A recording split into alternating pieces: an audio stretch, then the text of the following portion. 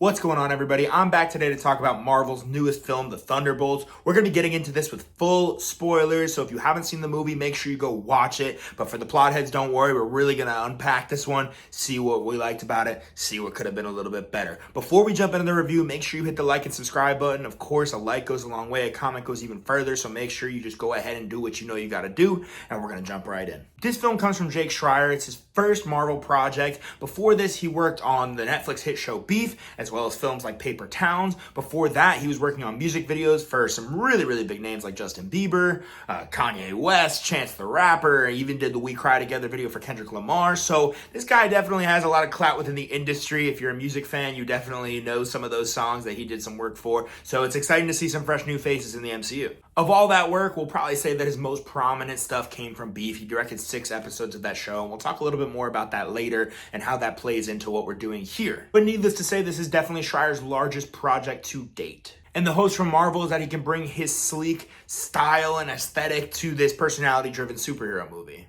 I say personality-driven because this film feels like it sort of exists to the side of everything else we know to be going on in the MCU. It's taking what most of us would probably consider to be side characters up until this point and thrusting them into the spotlight with something that will hopefully open up a brand new chapter for the Marvel Cinematic Universe. Hence why they're called the New Avengers. And we'll get into this real quick just to say that I think it's kind of wild that even the marketing for this movie has embraced that new title. I mean, we all saw the asterisk at their Thunderbolts.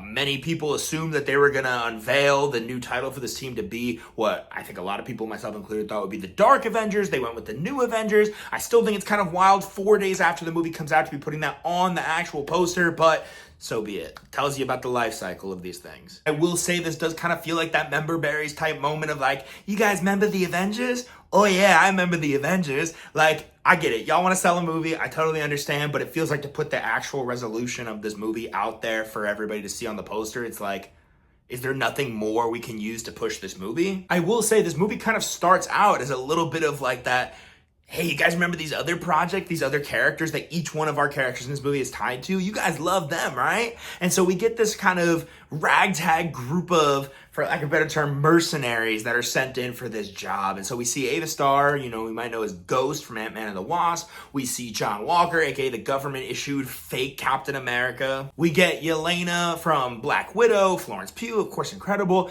And on the side, we get some Bucky Barnes and some Alexei Shostakov, aka the Red Guardian. And of course, Bob. We can't forget Bob. And on the villain side, we're still looking at Julia Louis-Dreyfus. She's in there as Valentina, the head of Oscorp. You guys might have seen her in some of the other TV shows and movies, but this is really where she gets to do a lot more work. This film definitely starts with more of like a Suicide Squad type energy. One last dangerous mission for super capable beings with nothing to lose. Should they turn on each other and take themselves out, so be it. This mission is also spliced with an inflection point for Oscorp, this evil research organization headed up by Valentina, Julia Louis-Dreyfus' character, as she faces government investigation. This is how Bucky Barnes gets into the story, Congressman Barnes. If you haven't watched the TV shows or seen Captain America Brave New World, which I honestly haven't seen either of them, you can still at least figure out that Bucky Barnes is now in Congress, which is like, what? Like, there's a lot of questions there. It doesn't matter. You're going to take that and you're just going to run with it. So yeah, they're under investigation, of course, and we get Wendell Pearson there. We also meet Geraldine Viswanathan's character who plays Val's whistleblowing right hand. Now, as this story unfolds, we bounce back from this mission back to Washington, to some other places.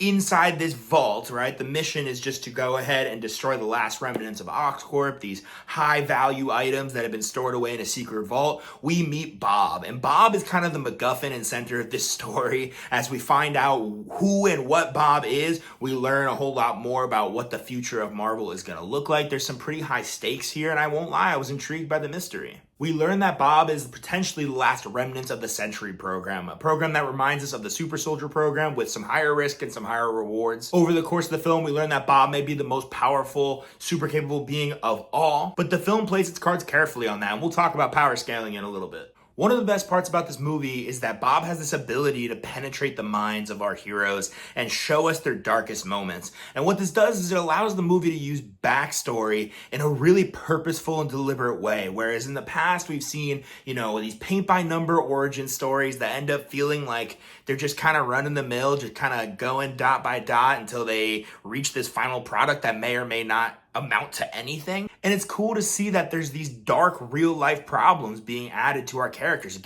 gives them a three-dimensionality that feels very fresh for the MCU, and it doesn't shy away from touching on some really dark topics. It's easy to think of why they might have wanted to tap the mind of somebody who worked on a show like Beef, a show all about real human problems. Like most Marvel movies, this movie was written by a team, and so naturally the goal here was to strike a balance between MCU story writing, universe building, and of course that humanistic element. Eric Pearson and Kurt Busiek, I don't know if I'm saying his name the right way, but those guys are Marvel guys. Eric Pearson worked on things like Thor Ragnarok, and he's kind of an elder statesman here.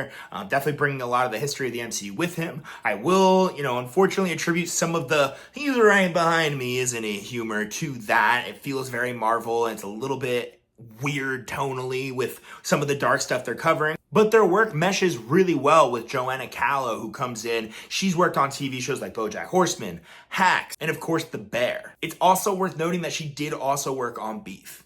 These are all shows about humans with some serious, deep problems. They don't shy away from themes like depression and trauma and abuse and all sorts of things like that. And that comes forward in this movie, which feels like a rare and new step for the MCU. This balance culminates in a really interesting third act that, ends with this final battle. Isn't against any big bads or anything like that. It's superheroes beating the brakes off of trauma personified. Yes, it's a touch corny, but I found it to be really compelling and an interesting sort of spin on the climax of this movie. This movie is generally pretty well written. Like I said, there's some jokes that are feeling a little bit out of place, but I thought it was pretty funny. I was laughing throughout. It does still feel like this film kind of lands the ship and accomplishes most of its goals. Is it the best MCU movie we've seen? Of course not, but it's definitely a strong outing, and I had a really good time with it. By the end of this movie, our new Avengers feel like a true team. And although it feels like the idea of you must work together to survive is kind of shoehorned in throughout, the success of the dynamic here is more than earned by the cast's amazing chemistry. The biggest name here, of course, is Florence Pugh. She's amazing as always. She's doing her little Yelena accent, which she makes look a lot easier than it probably is. She's doing so much heavy lifting. There's this heavy past on this character, similarly to what Scarlett Johansson had to do as Black Widow. There's this super dark past to these characters that she carries with her in every scene. And whereas something like Deadpool is like a humorous sort of take on the woe is me type of thing, I actually feel a lot of empathy for this character. I mean, she's clearly struggling with depression and feeling stuck in life and aimlessness and all these things that feel very real. Sebastian Stan finally feels like he's completed his transition towards like elder statesman in the MCU. He is kind of that guy tying them back to the older movies. He's a little bit older than the rest of the cast, and that's okay because he brings a really good presence in here. I really like his look in this movie. I think he comes in some really key moments to really drive some things home. And of course, it's nice to feel a little bit of the remnants of the previous team coming back with us. And it always just kind of felt like we were waiting for Sebastian Stan's performance and for Bucky Barnes to take on a larger role beyond just his past, which speaks to what most of these characters are doing, which is kind of breaking out of their shell, breaking out of their trauma, moving on to something new, and establishing themselves as faces. Wyatt Russell, who I feel like has been criminally underrated and underutilized for his whole career, has a lot to do here. He really zeroes in on how to be an asshole, but a guy who is like really going through it and really has a lot of problems. I will say Hannah John Kamen as Ava Starr is kind of underutilized in this movie. I know we get some of the backstory in previous movies, but feels a little bit out of place here, and definitely the movie shines on some of the other characters more. And of course, we got to talk about Lewis Pullman, who apparently in any movie he plays Bob is going to be incredible.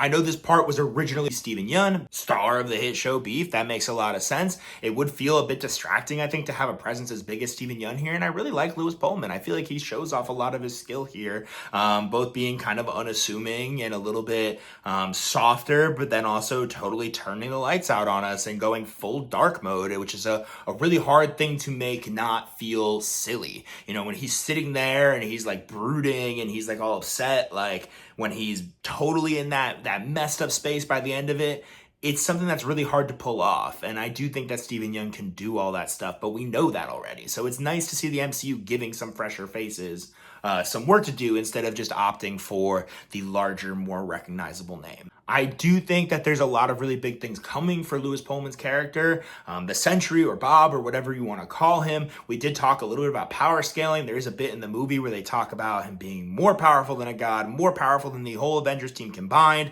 as the Sentry program aimed out to do. That team had at least one god on it. He's more powerful than all of them. So this could be a new supreme sort of power in the MCU. I guess we'll see how that stacks up in Fantastic Four against Silver Surfer and Galactus and all sorts of things like that. But it is kind of exciting to have some new fresh faces that can really throw down. As far as the filmmaking goes, this movie has an actually good look to it, which is something that has really plagued a lot of other Marvel movies. Indescript locations and digital backgrounds and just not really feeling like they exist in any real place. This movie has some real life locations, whether it be Southeast Asia or DC or New York. Those locations feel real, they feel well utilized, and they feel true. I would love to shout out the score from Son Lux. This is their follow-up to the Oscar-nominated score for Everything Everywhere All at Once. I love that score. I love that movie. This is some nice work from them as well. A score is crucial in a superhero movie, and this one's definitely unique. It doesn't just feel like the classic Silvestri theme, even though that Avengers theme is used really in a really interesting way in the movie. I do think that there's a lot of really interesting stuff going on musically as well. And that can really drive home these emotional moments that are not always easy to hit. All in all, you've probably heard people say this, and I agree. It feels like a real movie, which is something we haven't had in so long. In so many ways, this feels like the return to a mid-level Marvel movie. You know, it's not the greatest thing ever. It's not going to be Avengers Endgame, but it's a creative, fresh-feeling film that I was excited to see. You know, I saw this late at night. It kind of had a lot working against it for me. I said to my buddies before the start, I was like, if this is bad, I'm going to be really upset. And we all had a great time. We really were laughing throughout. I will say, it did feel like we were at the theme park. Word to Scorsese, I feel like that just becomes the most based thing he's ever said. By day, it just gets more true. People are having the time of their lives, and it's cool in some respects. The silver lining is that you don't need an exit poll. You know, you don't need to get out to see the reviews. You can tell if people were vibing with the movie, and in our case, the theater was absolutely adoring it. I think it was an absolute hit. I don't know if it'll be a massive box office success like Marvel's maybe used to, but I think it'll be a stronger hit with good word of mouth than some of their other recent projects, and I think many people critically would consider it a hit. Now that Marvel has a little bit of momentum, I'm excited to see how Fantastic Four will shake out. I have some high hopes for this movie. I think most of us do. If it's great, it feels like we could be in another golden age of Marvel right at the beginning of it, which is the most exciting time. If it's not great, it still feels like there's some ways to work around it, but there's a lot of really good stuff going. And I left this movie, the overall feeling I had was like, am I excited about the MCU again? Which is something I haven't felt in maybe 5 years. So I think that there's a lot of really cool things to be excited about here. I hope that there's a lot of lessons that Marvel and Disney and all those people and Kevin Feige have learned from the success of this movie, and I hope they capitalize on it well. I'm going with a probably between a 3 and a 3.5 for this movie. I'm definitely going to stand it. Like I said, if you're watching this, you probably have already seen it. But let me know in the comments what you guys thought about this movie. All right, I definitely liked it. I'm definitely warm on it. I want to know what you guys thought about it. As always, guys, make sure you connect with me. I got the links for the Instagram. I got the links for the TikTok, for my X account, which we're still calling Twitter. I got the links to join our Discord if you want to come talk movies and let us know what you thought about the Thunderbolts. Tell us about things you're watching, physical media, all that good stuff. We'd love to have you join our community. Again, guys, thank you so much for watching. Keep watching great movies, and I'll catch you all really soon. Peace.